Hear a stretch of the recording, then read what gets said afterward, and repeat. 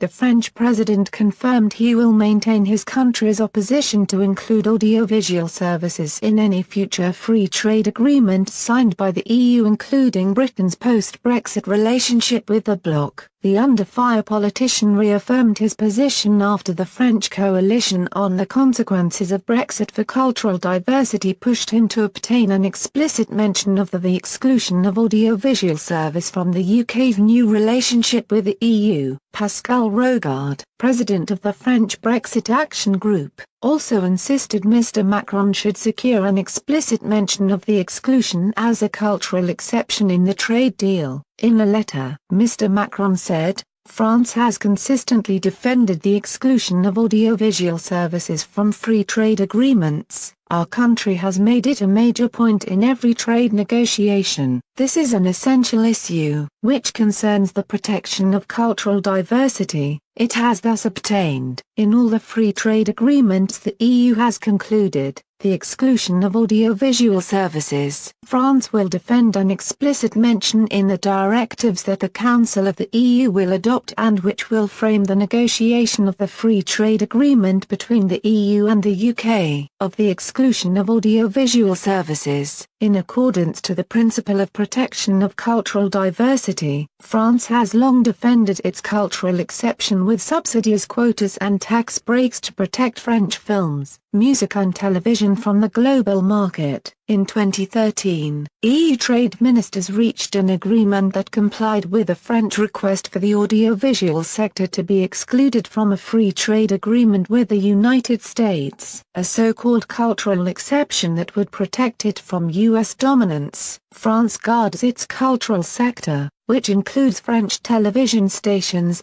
They are required to air at least 40% of home-produced content, with another 20% coming from Europe before American content gets a look in. Also, cinema-goers pay a levy on each ticket to help fund the French film industry, which many believe would not survive without the support in the face of Hollywood's dominance. France has also gone to war with US streaming firm Netflix. In May 2017, under pressure from the Federation of French Cinemas, the Cannes Film Festival's organizers announced that only films with a cinematic release in France will be eligible for the prestigious Palme d'Or award. Only a month previous, Netflix had 2 films nominated for the award, Okja and The Meyerowitz Stories, and in March 2018, Cannes organizers officially banned Netflix from the competition entirely. Talks on Britain's future relationship, which Mr. Macron will push to exclude audiovisual services from, are expected to start immediately after the withdrawal agreement is ratified in the UK and EU's parliaments.